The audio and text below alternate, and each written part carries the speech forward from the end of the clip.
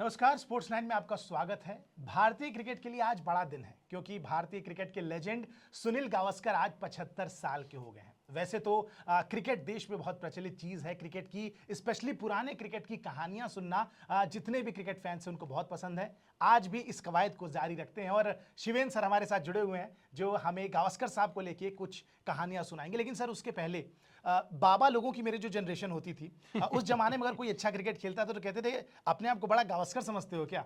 और उसके बाद फिर पापा लोगों की जनरेशन आई, वहां पे ये सचिन तेंदुलकर ने उस बैटन को कैरी फॉरवर्ड किया और अब हमारी जनरेशन में हम कहते हैं कि खुद को विराट कोहली समझते हो क्या। तो ये जो generation wise baton pass on हुआ है, लेकिन इसकी शुरुआत कहीं ना कहीं मुझे लगता है गावस्कर साहब के साथ हुई जब वेस्ट इंडीज का वो बॉलिंग अटैक जिसको उन्होंने फेस किया बिना हेलमेट के किया। इस चीज की बार बार बात होती है, कितना बड़ा उनका योगदान रहा है। सबसे पहले तो ये मैं आपसे जानना चाहूंगा और उसके बाद उस किस्से पे आएंगे जो आप सुनाने वाले हैं। बहुत सारे किस्से हैं आयुष, और मुझे लगता है कि क्रिकेटिंग किस्से बहुत सारे हैं उनके।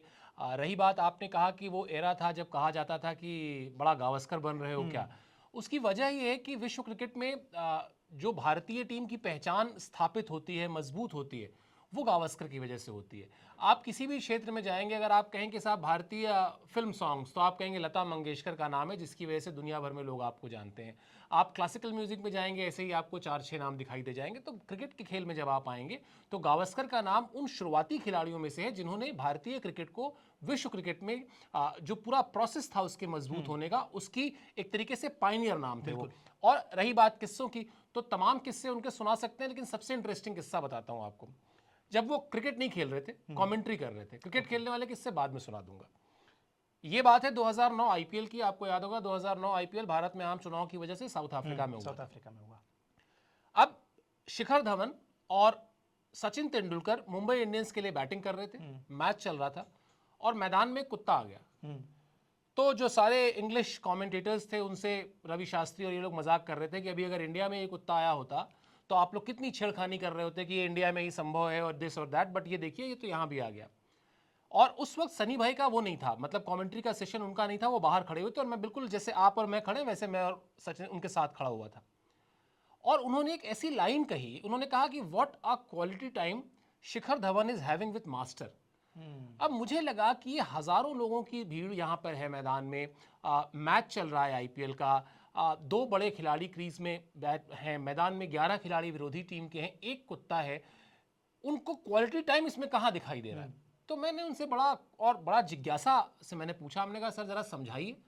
उन्होंने कहा बड़े प्लेयर्स जो होते हैं ना, उनसे बात करने की हिम्मत नहीं पड़ती है ड्रेसिंग रूम में। आप और शिखर धवन तब बिल्कुल यंगस्टर थे और सचिन तो सचिन ही थे। खैर, तो होता क्या है कि आपकी कोई प्रॉब्लम है, आप कुछ कहना चाहते हैं, आप कुछ पूछना चाहते हैं, आप हिम्मत नहीं कर पाते हैं।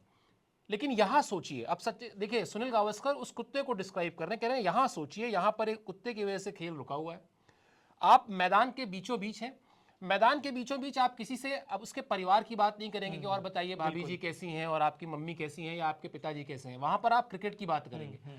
इस समय उन्होंने कहा ये जो समय है, इस समय शिखर धवन चाहे तो अपने 10 साल की क्रिकेट सोच कर देखिए, 10 साल की क्रिकेट, उन्होंने कहा 10 साल की क्रिकेट की चीजें आज उनसे सीख सकते हैं।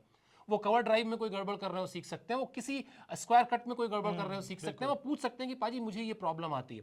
तो मुझे रियलाइज हुआ कि बड़े खिलाड़ी होने का, अनुभवी खिलाड़ी होने का जो पर्सपेक्टिव होता है वो कितना अलग होता है। हमें मैदान में कुत्ता दिख रहा था और हमारे साथ तमाम लोगों को कुत्ता दिख रहा था, गावस्कर साहब को वो क्वालिटी टाइम दिख रहा था शिखर धवन के लिए। तो ये एक ऐसा किस्सा है जो उनके क्रिकेटिंग दुनिया से बाहर का है।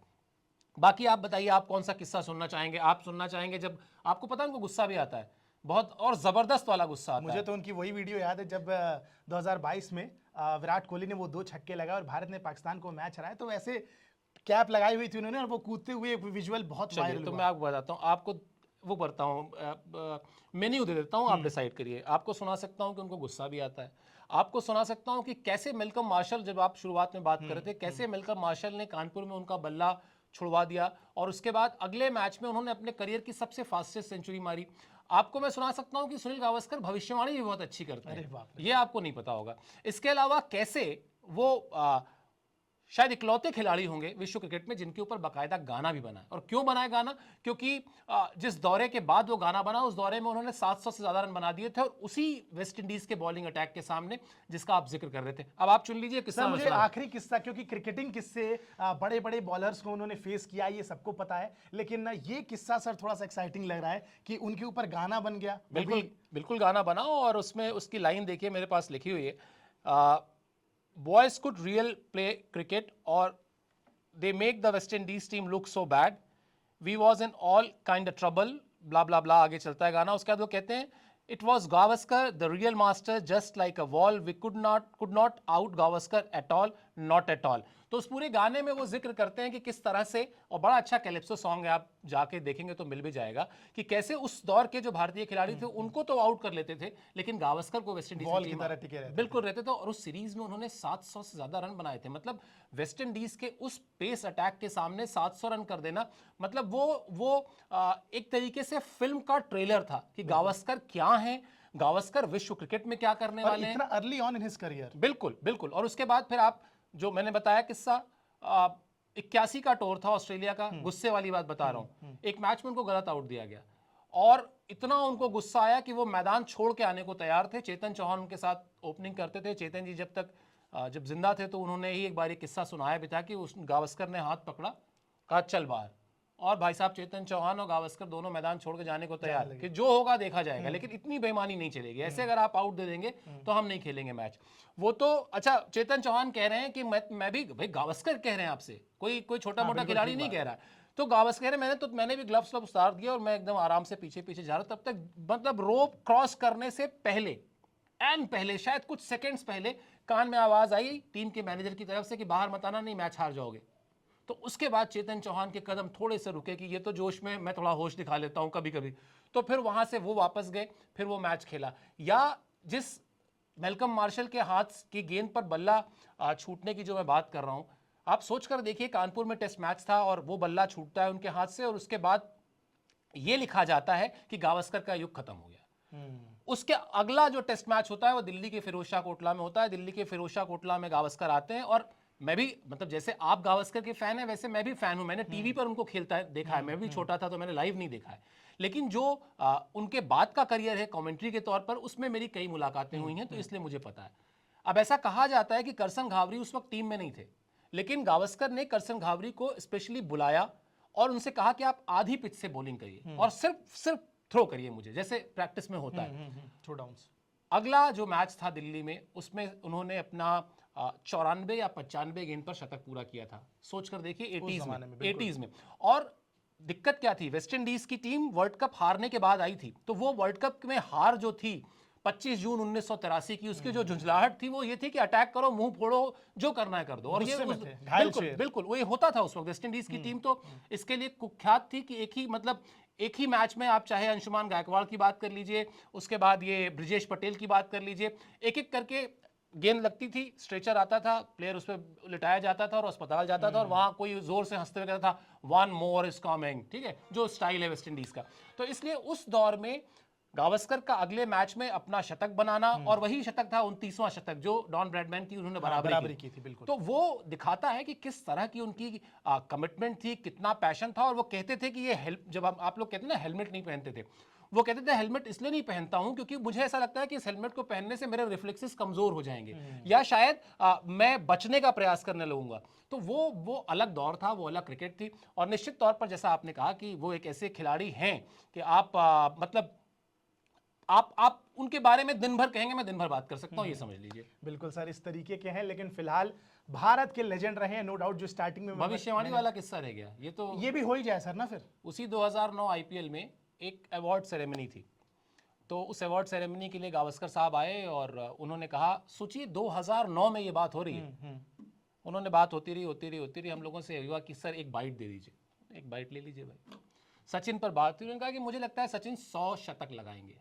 2009 में बोली गई ये बात, आप याद रखिएगा। उसके बाद उसी प्रोग्राम में सचिन तेंदुलकर आते हैं, तो हम लोग जाते हैं सचिन के पास कि पाजी, वो सनी पाजी ने आपके लिए ऐसे ऐसे कहा है, सुनील गावस्कर कह के जा चुके हैं और सचिन तेंदुलकर शॉक्ड हो जाते हैं। 100 शतक, यानी आप ये कह सकते हैं, मैं ये कह सकता हूं, मैं इसका चश्मदीद गवाह हूं कि 2009 में सचिन तेंदुलकर को भी नहीं सोचा था कि 100 शतक कभी हो सकते हैं। उन्होंने कहा कि अब, लेकिन अब आपके लिए अगर कोई कह रहा है ऐसा तो आप क्या करेंगे? उन्होंने बड़ा हंसते मुस्कुराते हुए सचिन ने कहा कि मतलब बहुत अच्छी बात है अगर वो मेरे लिए ऐसा सोचते हैं, लेकिन इस पर क्या ही कमेंट करूं।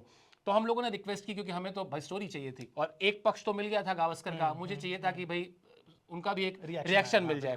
तो ये शर्त लगी, या शर्त कह लें, या ये तय हुआ, या हम लोगों ने सचिन से ये रिक्वेस्ट की कि हम आपसे सवाल नहीं पूछेंगे, काउंटर क्वेश्चन कोई नहीं करेंगे, इस पर आप सिर्फ एक रिएक्शन दे दीजिए कि वो जो आपके लिए उन्होंने कहा है। तो उन्होंने बड़ा अच्छा जेस्चर दिखाते हैं, उन्होंने एक 30-40 सेकंड की बाइट दी और उसमें यही कहा कि मेरे लिए ये बहुत सौभाग्य की बात है कि जिसको मैं अपना हीरो मानता हूं, जिस क्रिकेटर को देख के मैं आगे बढ़ा, वो क्रिकेटर अगर कह रहा है कि मैं 100 शतक बनाऊंगा, और देखिए 100 शतक बने।